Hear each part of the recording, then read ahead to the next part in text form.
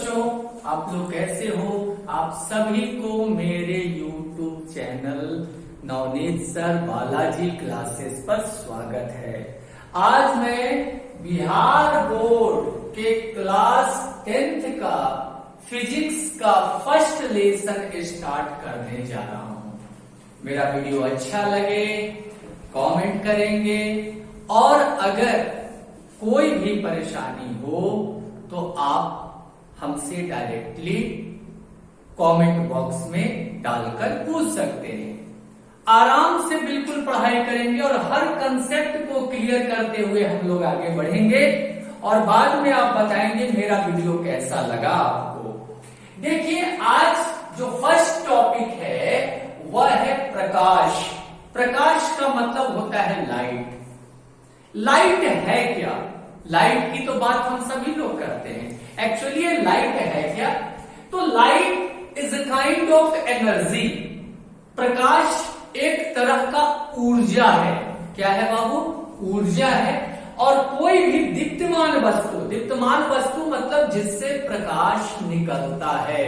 जैसे बल्ब जल रहा है तो बल्ब दीप्तिमान वस्तु हो गया, बाहर निकल गए, सूरज से रोशनी मिल रही है तो सूर्य क्या हो गया? दीप्तिमान वस्तु। वैसे सभी वस्तुएं जो प्रकाश को उत्सर्जित करती है दीप्तिमान वस्तु कहलाती है। तो प्रकाश कहां से निकलता है? तो दीप्तिमान वस्तु से निकलता है।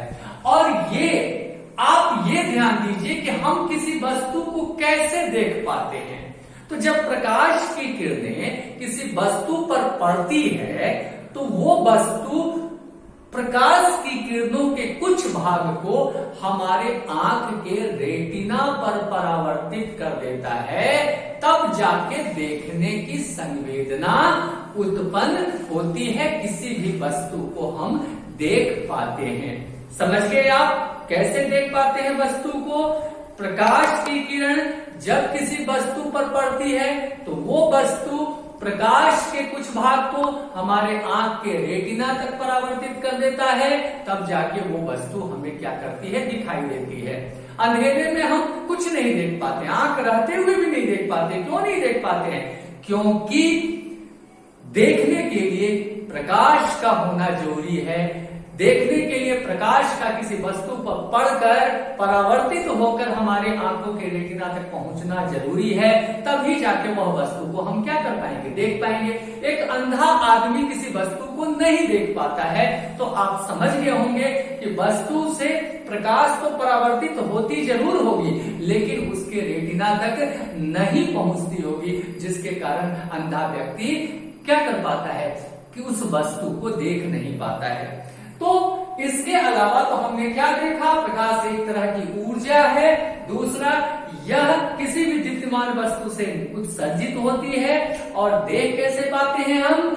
जब किसी वस्तु पर प्रकाश की किरण पड़ती है तो वो वस्तु प्रकाश की किरणों के कुछ भाग को हमारे आंख के रेटिना तक परावर्तित कर देता है, तब हम उस वस्तु को देख पाते हैं। दूसरी चीज, ये प्रकाश जो है इसके गुण क्या है? What are the different properties of light? इस पर थोड़ा हम लोग चर्चा करें। पहला गुण, ये जितने भी अंडरलाइन पोर्शन है ये एमसीक्यू के लिए आपके लिए जरूरी है। आप ध्यान दीजिएगा बिहार बोर्ड में एमसीक्यू का कितना ज्यादा इंपॉर्टेंस है। तो याद रखिएगा, प्रकाश ऊर्जा का एक रूप है और यह विद्युत चुंबकीय विकिरण है और इसको गमन करने के लिए, लाइट को चलने के लिए किसी भी द्रव्यात्मक माध्यम की जरूरत नहीं होती है। प्रकाश निर्वात में भी चल सकता है। जैसे साउंड है, आवाज है, इसको एक जगह से दूसरे जगह तक पहुंचने के लिए किसी न किसी माध्यम की जरूरत होती है, मीडियम की जरूरत होती है। हमारी आवाज किसी दूसरे तक पहुंचती है तो बीच में हवा होता है, माध्यम होता है, तभी वो पहुंच पाता है। लेकिन प्रकाश निर्वात में भी चल सकता है, मतलब इसको गमन करने के लिए किसी भी माध्यम की जरूरत नहीं होती है।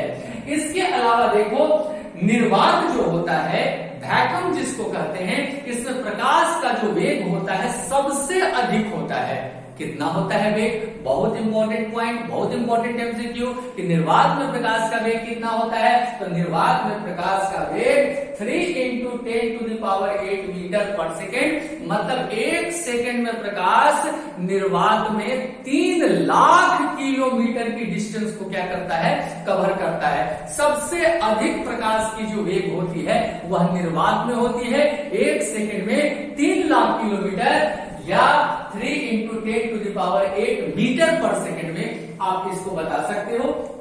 ये देखिए, सबसे बड़ी जो गुण होती है प्रकाश का कि यह विद्युत चुंबकीय तरंग है। याद रखिएगा, प्रकाश क्या है बाबू, विद्युत चुंबकीय तरंग है।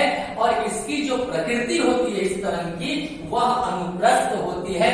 तो प्रकाश की जो तरंग की प्रकृति होती है, प्रकाश एक तरह का अनुप्रस्थ तरंग होता है। दूसरी चीज, हमने देखा प्रकाश के गुण को, लेकिन प्रकाश का प्रकृति कैसा होता है, बहुत इंपॉर्टेंट टिप्स बताने जा रहा हूं प्रकाश की प्रकृति के बारे में। नेचर क्या होता है लाइट का, उसको हम लोग को समझना है। आप हिस्ट्री को लेके चलते हैं, लाइट पर जो भी रिसर्च हुए उसकी हिस्ट्री में हम लोग पीछे की ओर चलते हैं। सबसे पहले 19वीं सेंचुरी में आते हैं। 19वीं सेंचुरी के पहले प्रकाश को कणों के रूप में प्रवाह माना जाता था। ऐसा कहा जाता है कि प्रकाश जो है वह कणों का प्रवाह है। 19वीं सेंचुरी तक लोगों का विश्वास था कि प्रकाश कणों का प्रवाह है। आगे चल के तुम्हारा इसी आधार पर कणिका सिद्धांत दिया गया। कणिका मतलब कण, कणों के प्रवाह को कणिका कहते हैं और इसी आधार पर कणिका सिद्धांत दिया गया। किसके बिलोंग्स में, तुम्हारा प्रकाश के बारे में। न्यूटन साहब का नाम सुने होंगे, इतने महान वैज्ञानिक, इन्होंने जो भी प्रकाश के अपवर्तन या परावर्तन का व्याख्या किया है वो इसी कणिका सिद्धांत के आधार पर तुम्हारा व्याख्या किया है, प्रकाश को, लाइट को डिस्क्राइब किया है।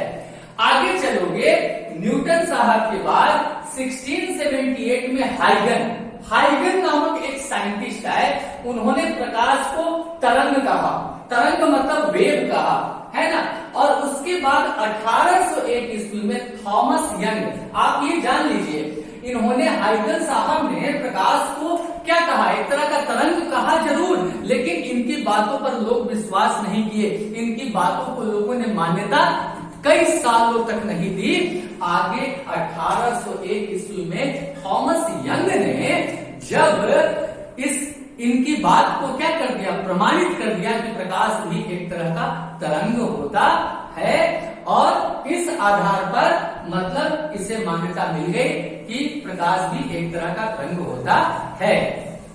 ये हो गए कि जो तुम्हारे हाइगन साहब ने प्रकाश को तरंग के रूप में कहा, उनको लंबे समय इंतजार करना पड़ा। उनकी बातों को लोगों ने मान्यता नहीं दिया था। क्यों? क्योंकि उनके पहले न्यूटन साहब ने जो बात कह दी थी उससे वे लोग निकल नहीं पाए थे।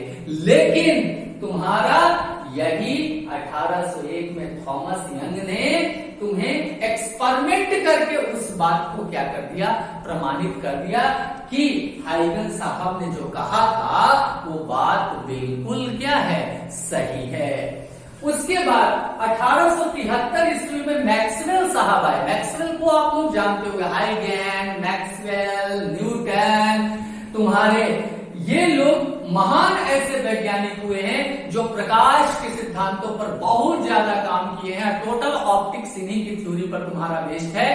तो 1873 ईस्वी में मैक्सवेल ने इन्हें तुम्हारा उच्च आवृत्ति मतलब हाई फ्रीक्वेंसी का विद्युत चुंबकीय तरंग कहा।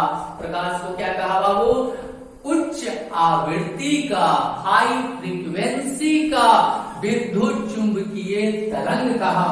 उसके बाद फिर एक और साइंटिस्ट है, महान साइंटिस्ट है जिनका नाम हर्ट्ज। हर्ट्ज का नाम कोई सारे बच्चे जानते होंगे। महान साइंटिस्ट है हर्ट्ज। उन्होंने इस बात को, किसके, मैक्सवेल की जो थ्योरी था उसको उन्होंने एक्सपेरिमेंट से प्रूव्ड कर दिया। उसके बाद हर्ट्ज के बाद तुम्हारे मैक्स प्लांक साहब आए। कौन आए? मैक्स प्लांक आए। कब? 1901 में आए और लाइट को उन्होंने एनर्जी युक्त, एनर्जी से जुड़ा हुआ कण कहा। किसने कहा? मैक्स प्लांक ने कहा। और उस कण को क्या कहा गया? फोटॉन। क्या कहा गया? फोटॉन कहा गया। और और इसी आधार पर अब यहीं पे नहीं रुकता है बात। जब तुम्हारे मैक्स प्लांक ने लाइट को ऊर्जा युक्त कण कहा, तब आगे आइंस्टीन साहब आ गए। आइंस्टीन को कौन नहीं जानता है, सब लोग जानते हैं। और आइंस्टीन ने इसी आधार पर, मतलब मैक्स प्लांक के थ्योरी के आधार पर ही आइंस्टीन ने प्रकाश को प्रकाश का जो तुम्हारा विद्युत प्रभाव है, मतलब तुम्हारा इलेक्ट्रिक इफेक्ट ऑफ लाइट, उसकी सफल व्याख्या कर दी। किसने? आइंस्टीन साहब ने। किसके थ्योरी के बेस पर? तुम्हारे आइंस्टीन के थ्योरी के बेस पर। तो आज हमने आपको बताया प्रकाश से संबंधित बहुत सारी इंपॉर्टेंट टिप्स को बताया। और आज मेरा वीडियो कैसा लगा, मेरे चैनल तक पहुंचिए, मेरे YouTube चैनल पर नवनीत सर बालाजी क्लासेस पे पहुंचिए। आपको बिहार बोर्ड के सारे सब्जेक्ट का अब धीरे धीरे वीडियोस तुमको आना क्या हो जाएगा, शुरू हो जाएगा। और ज्यादा फोकस करना है हमको किस पर? हर टिप्स को देखना है और इसके जितने भी तुम्हारे अंडरलाइन टिप्स हैं, यही सब तुम्हारे क्या है, इस चैप्टर के MCQ हैं। इसको समझना है। और आज का वीडियो कैसा लगा, मेरे चैनल को सब्सक्राइब नहीं किए तो सब्सक्राइब कीजिए। और दूसरे सब्जेक्ट पर भी मेरा वीडियो आते रहेगा। अगला जो तुम्हारा टॉपिक आएगा मेरा, लाइट से ही रिलेटेड होगा, जिसमें हम लोग रिफ्लेक्शन ऑफ लाइट को समझेंगे, अच्छे ढंग से समझेंगे। Thank you very much, good bye.